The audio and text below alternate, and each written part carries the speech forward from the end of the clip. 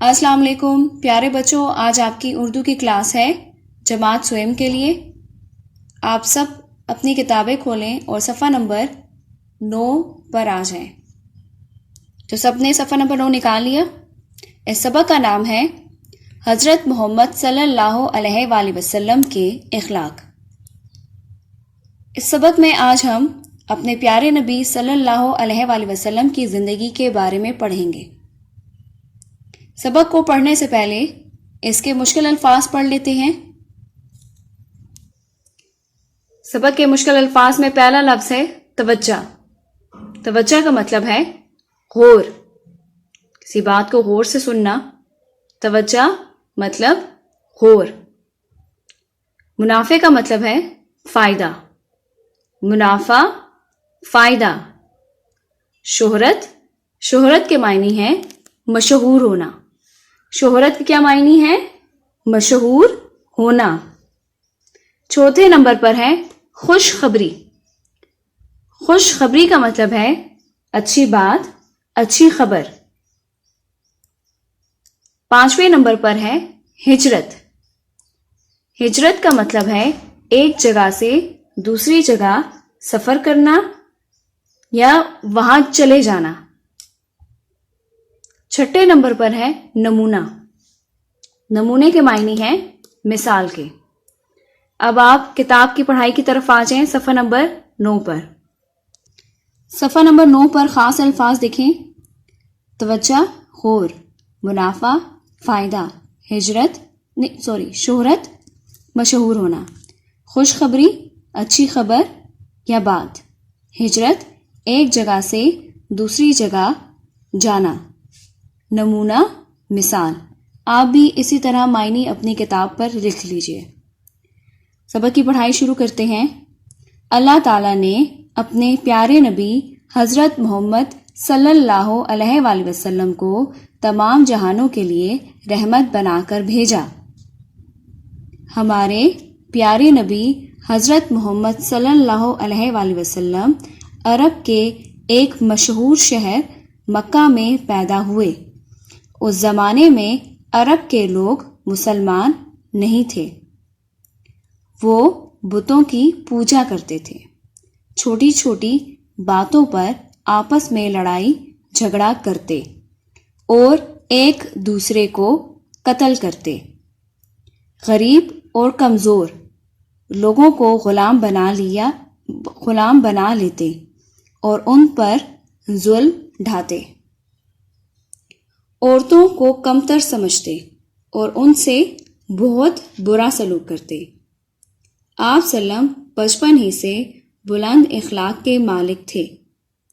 آپ سلم کی عادات دوسرے بچوں سے مختلف تھیں۔ آپ سلم نے کبھی بھی فضول کھیلوں اور باتوں میں حصہ نہیں لیا۔ اس پیج پر ہم نے یہ پڑھا ہے کہ عرب کے لوگ جو تھے وہ مسلمان ہونے سے پہلے ان میں کیا کیا برائیاں تھیں۔ وہ آپس میں چھوٹی چھوٹی باتوں پر لڑتے تھے، ایک دوسرے کو قتل کرتے تھے، کمزور اور غریب لوگوں کو غلام بنا لیتے تھے، عورتوں کو کمتر سمجھتے تھے، مطلب حقیر، یعنی ان کی کوئی حیثیت نہیں تھی اور ان کے ساتھ بہت برا سلوک کرتے تھے۔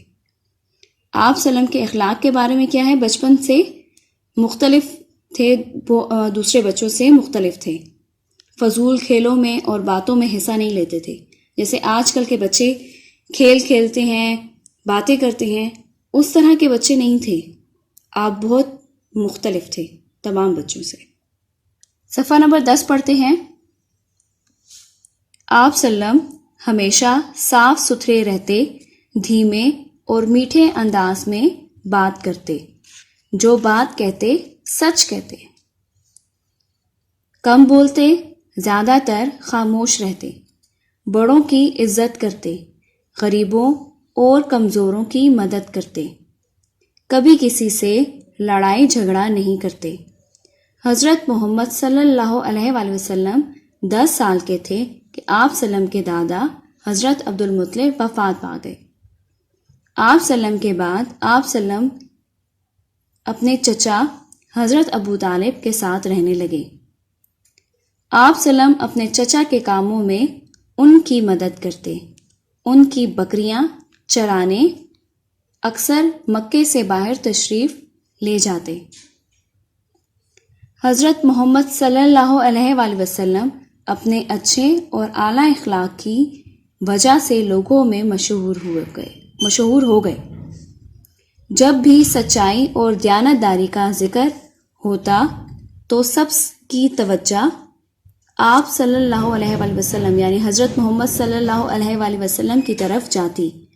سب جانتے تھے کہ محمد صلی اللہ علیہ وآلہ وسلم سے بڑھ کر سچ بولنے والا اور امانت دار کوئی نہیں۔ آپ سلم جب جوان ہوئے تو تجارت کرنے لگے۔ تجارت میں بھی آپ سلم کی دیانتداری بہت مشہور ہوئی۔ تجارت میں آپ سلم نے زیادہ منافع حاصل کرنے کے لیے کبھی جھوٹ نہیں بولا۔ اسی طرح آپ سلم کی سچائی اور ایمانداری کی شہرت دور دور تک پھیل گئی۔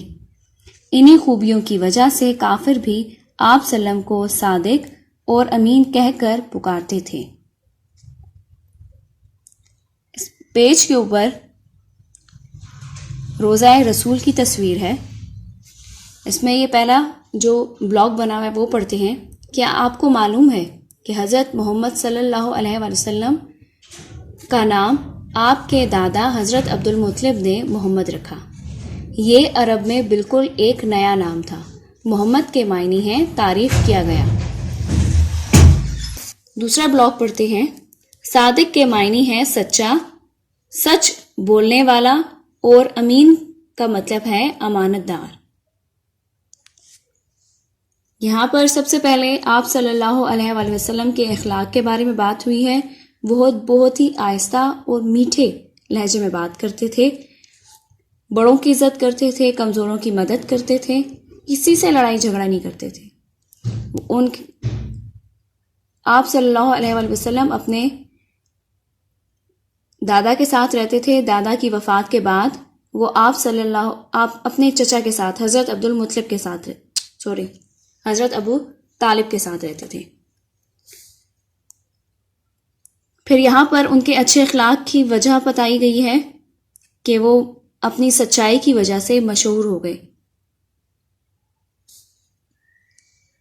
تجارت جب جوان ہوئے تو تجارت کرنے لگے۔ تجارت مطلب کاروبار، اپنی چیزیں لے کر دوسرے ملک جانا اور اس کو بیچنا تجارت ہے۔ صفحہ نمبر 11 پر آ جائیں، اس کی پڑھائی کرتے ہیں۔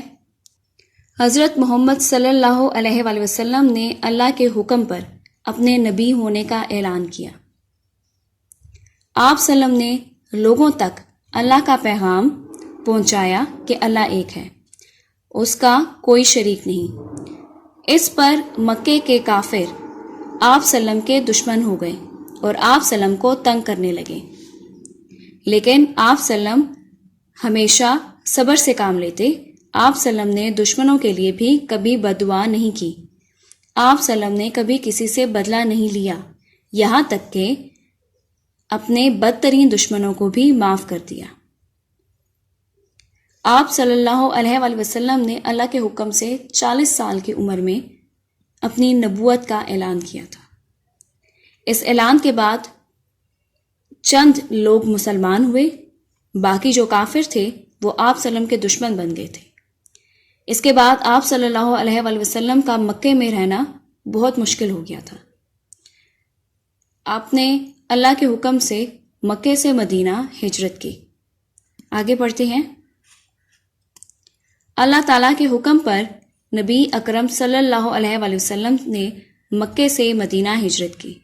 مدینہ کے لوگ آپ سلم کے اعلیٰ اخلاق سے بے حد متاثر ہوئے۔ آپ سلم کی زندگی ان کے لیے ایک نمونہ مثال ثابت ہوئی۔ وہ رفتہ رفتہ مسلمان ہونے لگے۔ کچھ ہی عرصے میں اسلام پھیلنا شروع ہوا اور پھیلتا ہی چلا گیا۔ نبی اکرم صلی اللہ علیہ وآلہ وسلم اور آپ سلم کے ساتھیوں کی زندگی تمام لوگوں کے لیے اندھیرے میں روشنی کی کرن ثابت ہوئی۔ یوں اسلام کی روشنی نے کفر کے اندھیروں کو مٹا دیا۔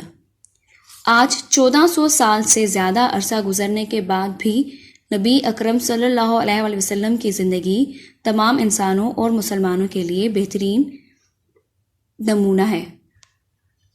ہمیں زندگی کے ہر پہلو میں حضرت محمد صلی اللہ علیہ وآلہ وسلم کے اخلاق سے سبق لینا چاہیے۔ تو پیارے بچوں، یہ سبق یہاں پر ختم ہوتا ہے۔ اس سبق سے ہم نے سیکھا کہ آپ کو ہر حال میں اللہ کا شکر ادا کرنا چاہیے۔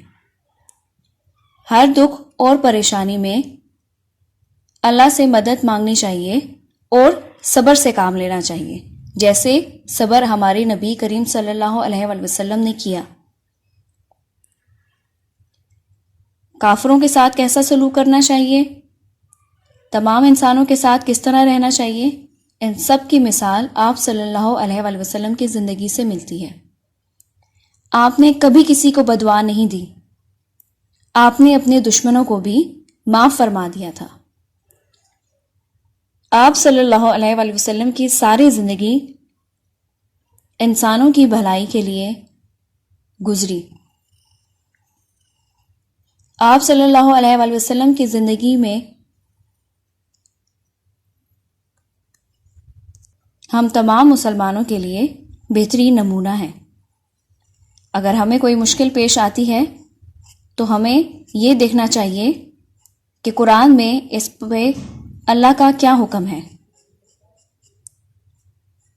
اور ہمارے نبی کریم صلی اللہ علیہ وآلہ وسلم نے ایسے وقت میں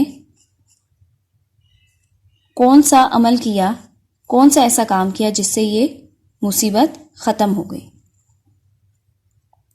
اپنا خیال رکھیے گا، جون کا کام ضرور کریں، کاپیوں پر خوش خط لکھیں۔ اللہ حافظ۔